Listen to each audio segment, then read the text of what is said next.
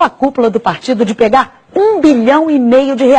Vamos ver os 8 denunciados? Olha só, o ex-presidente Lula aparece na denúncia como chefe e grande idealizador do esquema. E em seguida, a ex-presidente Dilma Rousseff vem como a grande negociadora na compra de apoio junto com os ex-ministros Antônio Palocci, Guido Mantega, Edinho Silva e Paulo Bernardo. A senadora Gleisi Hoffmann, atual presidente do partido, e o ex-tesoureiro João Vacari Neto completam a cúpula petista de denunciados. Rodrigo Janot mostra como os acusados montaram uma rede de arrecadação de propina no governo, principalmente via Petrobras. O ex-presidente Lula foi apontado como líder do esquema e, por isso, se condenado, pegaria uma pena maior, não é, Juliana?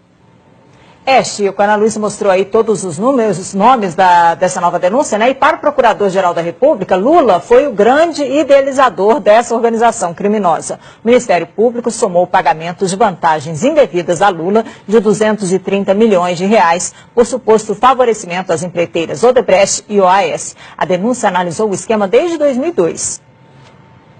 A cúpula do PT cometeu, pelo menos durante 14 anos, crimes contra a administração pública, segundo o Procurador-Geral da República. Na denúncia, ele fala que o esquema envolveu órgãos como Petrobras, BNDES e Ministério do Planejamento e que o esquema permitiu que os 8 petistas recebessem de propina quase R$1,5 bilhão.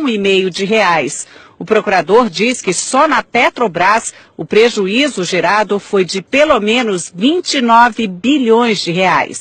O documento fala que Lula foi um dos responsáveis pela constituição da organização e pelo desenho do sistema de arrecadação de propina, seja porque na qualidade de presidente da República por 8 anos, atuou diretamente na negociação espúria em torno da nomeação de cargos públicos com a intenção de obter de forma indevida o apoio político necessário junto ao PP, Partido Progressista, e ao PMDB, para que seus interesses e do seu grupo político fossem acolhidos no Congresso Nacional.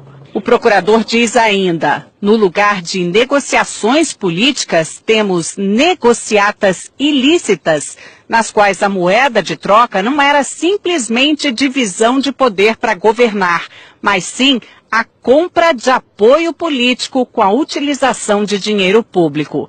Rodrigo Janot define o ex-presidente Lula desse jeito, o grande idealizador da organização criminosa. E detalha os papéis de cada um dos denunciados. Relata que Lula, Dilma e o ex-ministro Antônio Palocci negociaram com o PMDB da Câmara apoio em troca de cargos públicos relevantes que poderiam ser instrumentalizados, como de fato foram, para a arrecadação de propina. Diz que o ex-tesoureiro João Vacari era o responsável pela cobrança de propina no varejo junto às diversas empresas que se relacionavam com o governo federal durante os governos Lula e Dilma. E que os ex-ministros Antônio Palocci e Guido Mantega eram os interlocutores diretos de Lula e Dilma nas negociações que envolviam a cobrança de propina em valores mais relevantes. A senadora e hoje presidente nacional do PT, Gleisi Hoffmann, e o ex-ministro Paulo Bernardo, segundo a denúncia, não apenas davam suporte ao esquema ilícito montado, como também operaram diretamente a cobrança de propina no Ministério do Planejamento. Diz ainda que Gleisi foi uma das mais beneficiadas nos esquemas ilícitos mantidos pela organização criminosa na Petrobras, no Ministério do Planejamento, junto ao Odebrecht e a JF. O procurador fala que o ex-ministro, hoje prefeito de Araraquara, Edinho Silva, teve uma participação mais relevante na organização na qualidade de coordenador da campanha presidencial de Dilma de 2014, quando substituiu Vacari na missão de arrecadar valores ilícitos em benefício daquela campanha. E afirma que a ex-presidente Dilma integrou a organização desde 2003, quando assumiu a convite de Lula o Ministério de Minas e Energia. A denúncia afirma que desde ali contribuiu decisivamente para que os interesses privados negociados em troca de propina pudessem ser atendidos, especialmente no âmbito da Petrobras, da qual foi presidente do Conselho de Administração entre 2003 e 2010.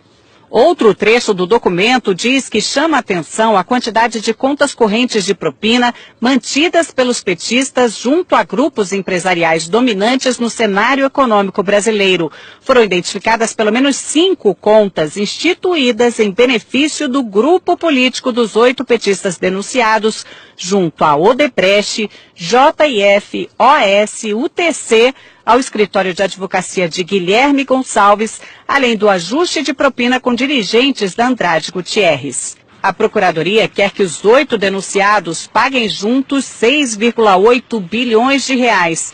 Seriam 6 bilhões e meio de reais para a Petrobras, mais 150 milhões de reais por danos materiais e outros 150 milhões por danos morais, por lesões à ordem econômica, à administração da justiça e à administração pública. O procurador-geral, Rodrigo Janot, quer que os 8 petistas sejam condenados pelo crime de participação em organização criminosa, com pena maior para o ex-presidente Lula apontado como líder.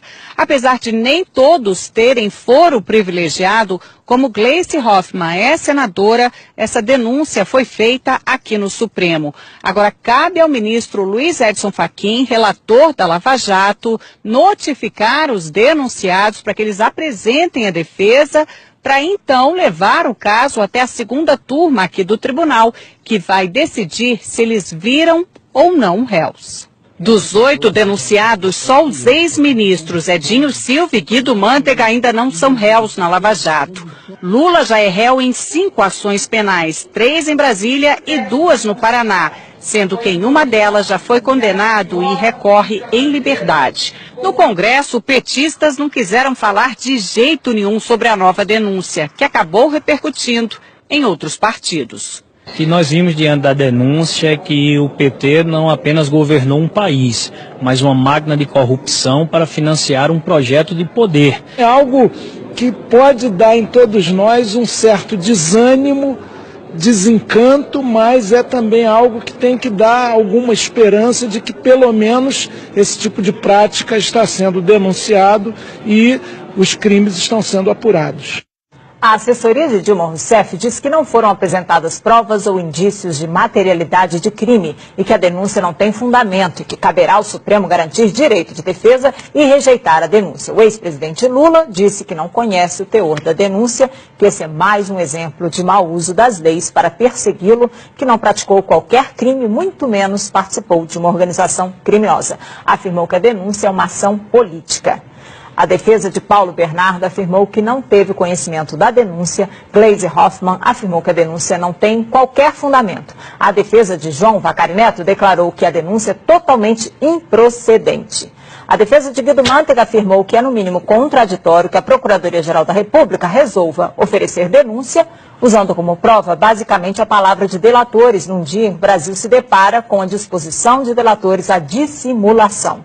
Edinho Silva afirmou que sempre agiu de forma ética e legal. A defesa de Antônio Palocci não quis se manifestar. Ana, Chico. Obrigada, Juliana. Os valores da propina impressionam demais. 1,5 bilhão de reais é dinheiro que não acaba. A gente vai a Brasília conversar com Alexandre Garcia. Alexandre, os valores são inacreditáveis, né? Pois é, as pessoas comuns não fazem ideia do que seja 1,5 bilhão, né? 1,5 bilhão atribuídos pela Procuradoria-Geral da República a 8 pessoas. Mas é mais ou menos como multiplicar aquele apartamento banco do Gedel por 30 vezes o que foi contado ontem na Bahia. E Janot, que confessou ter agido por medo e não por coragem, né, ao reagir às novas revelações envolvendo o procurador Marcelo Miller e a JBS, e que parecia atingido por uma flechada de Joesley, mostrou que ainda tem flechas e alvejou ontem, como a gente viu aí, uma parte do esquema petista, né, desde ex-presidente da República até a presidente do partido. Reagiu E não se sabe se já usou todas as flechas ou ainda haverá mais bambu nesses 10 dias depois de homologada a colaboração premiada do doleiro do PMDB, Lúcio Funaro. Olha, aquele apartamento emprestado na Bahia cheio de dinheiro é um retrato da corrupção brasileira.